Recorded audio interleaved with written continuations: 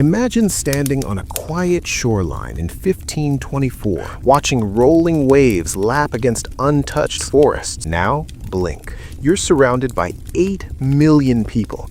Towering skyscrapers pierce the clouds, and yellow taxis honk through concrete canyons. This is New York, a place that transformed from wilderness to the capital of the world in just 5 centuries. But this isn't a story of steady progress. It's a story of violence, ambition, catastrophe, reinvention, and against all odds, triumph.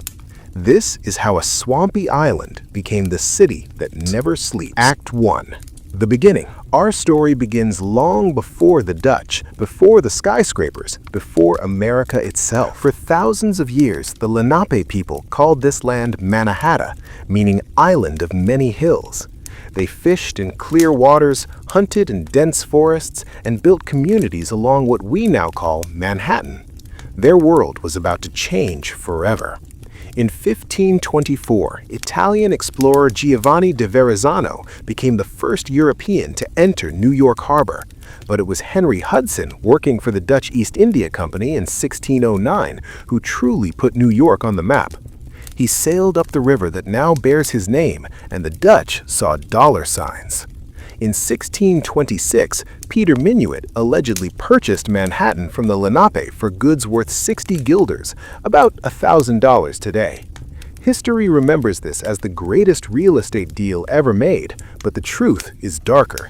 The Lenape didn't believe in land ownership as Europeans did. This wasn't a sale, it was the beginning of their displacement. The Dutch established New Amsterdam at the southern tip of Manhattan. It was rough, dirty, and diverse from day one. By the 1640s, 18 languages were spoken in this tiny settlement, but the Dutch couldn't hold it. In 1664, the English sailed into the harbor with warships, and without firing a shot, the colony surrendered. New Amsterdam became New York, named after the Duke of York, and a new chapter began. Act 2. Revolution to Metropolis. By the 1770s, New York was a bustling port city of 25,000 people, but it was also a powder keg. When revolution erupted in 1775, New York became the war's most critical battleground. George Washington lost the Battle of Long Island in 1776, the largest battle of the entire war, and British forces occupied the city for 3 brutal years. Fire destroyed much of the city, thousands died in prison ships anchored in the harbor, and when the British finally left in 1783, New York was in ruins. But New Yorkers rebuilt. In 1889, George Washington was inaugurated as the first president right here on Wall Street, making New York the nation's first capital. Though the capital moved to Philadelphia and then Washington, D.C., New York had already found its true calling: money. The New York Stock Exchange was founded in 1792 under a buttonwood tree on Wall Street, and finance became the city's lifeblood. The 19th century brought explosive growth. The Erie Canal opened in 1825, connecting New York to the Great Lakes and making it America's gateway to the world. Immigrants poured in, first the Irish fleeing famine in the 1840s, then Germans, Italians, Eastern Europeans, and Jews. By 1900, New York was a city of 3.5 million people, most crammed into disease-ridden tenements on the Lower East Side. The city was divided between the unimaginable wealth of the Gilded Age tycoons, the Vanderbilts and Rockefellers, and the desperate poverty of those who built their empires. The Statue of Liberty arrived in 1886, a gift from France, standing in the harbor as a beacon of hope. Ellis Island opened in 1892, processing 12 million immigrants over the next 60 years. New York was becoming a city of dreams, but also a city of exploitation, corruption, and shocking inequality. Act 3. The Rise. The 20th century belonged to New York. In 1898, the 5 boroughs, Manhattan, Brooklyn, Queens, the Bronx, and Staten Island, consolidated into one massive city. The subway system opened in 1904, stitching the metropolis together. And then, New York began to climb. The Woolworth Building in 1913, the Chrysler Building in 1930, And finally, the Empire State Building in 1931, the tallest building in the world, rose during the Great Depression as a defiant symbol that New York would not be broken.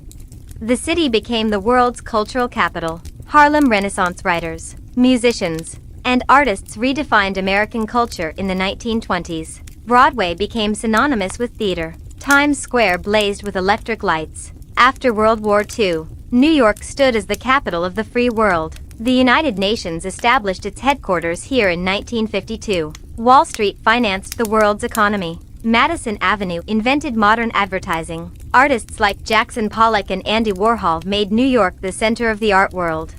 But beneath the glamour, cracks were forming. Act 4, The Fall and Rebirth. By the 1970s, New York was dying. White flight to the suburbs had drained the tax base. The city teetered on bankruptcy in 1975, and the federal government refused to help.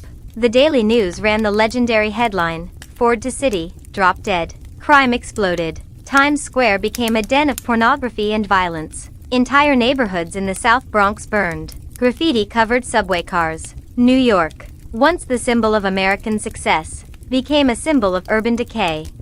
But New Yorkers don't quit. Slowly, painfully, the city fought back. Community activists, new leadership, and economic revival in the 1980s and 90s brought New York back from the brink. Times Square was cleaned up. Crime dropped dramatically. The city that had been left for dead was reborn, stronger than ever. Then came September 11th, 2001. Two planes struck the Twin Towers of the World Trade Center, killing nearly 3,000 people and changing America forever. The towers fell, but New York's spirit did not. From the ashes rose a new World Trade Center, with One World Trade Center standing as the tallest building in the Western Hemisphere, a declaration that terrorism would not defeat this city. Act 5, Today and Tomorrow.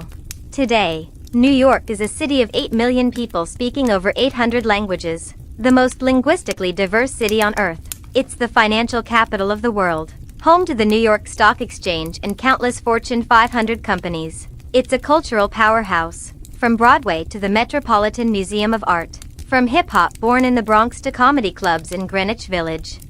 But New York faces new challenges. Climate change threatens a city surrounded by water. Hurricane Sandy in 2012 was just a preview. The COVID-19 pandemic hit New York harder than almost anywhere, with hospitals overwhelmed and streets eerily empty in spring 2020. Housing costs have skyrocketed, pushing out the very diversity that made New York great. Inequality remains stark, with luxury condos rising above growing homeless encampments.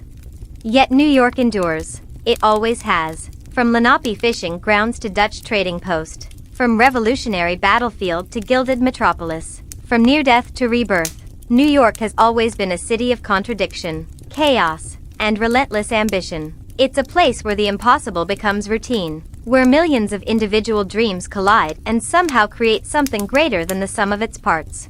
This is New York, a city built on stolen land by waves of immigrants, forged in revolution, raised on ambition, nearly destroyed by its own excesses, and reborn through sheer determination. Love it or hate it, you cannot ignore it. Because New York isn't just a city, it's an idea. The idea that no matter who you are or where you come from, you can make it here, and if you can make it here, you can make it anywhere.